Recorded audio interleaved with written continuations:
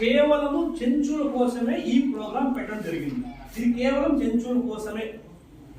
దీంట్లో ఏమంటే కనుక చెంచులు ఎక్కడైతే నివసిస్తుంటారో ఆ గ్రామాలకి అన్ని మౌలిక సదుపాయాలు కల్పించాలి. తర్వాత ఆ గ్రామంలో నివసించేటువంటి కుటుంబాలకి ఆడ ఉండేటువంటి ప్రజలకి కేంద్రం నుండి రాష్ట్రం నుండి వస్తున్నటువంటి అందుతున్నటువంటి సంక్షేమ పథకాలన్నీ కూడా వారికి అందాలి అని దాని యొక్క మెయిన్ ఉద్దేశం. మొట్టమొదటిగా తీసుకుంటే కనుక మౌలిక సదుపాయాలు. ఓ గ్రామం అభివృద్ధి చెందాలంటే కనుక మంచి రోడ్లు ఉండాలి. ఎప్పుడైతే రోడ్లు ఉంటాయో మనము ఆ యొక్క గవర్నమెంట్ ఆఫీసెస్కి వెళ్ళడం కానీ, లేదంటే ఇంకా వైద్యం కానీ, ఒక చదువు కానీ మనకి పోవడానికి అనుకూలంగా ఉంటుంది. సో ఆ గ్రామానికి మంచి రోడ్డు ఉండాలి. తర్వాత అక్కడ నివసించే ప్రజలకి అందరికి కూడా పక్కా ఇల్లు ఉండాలి.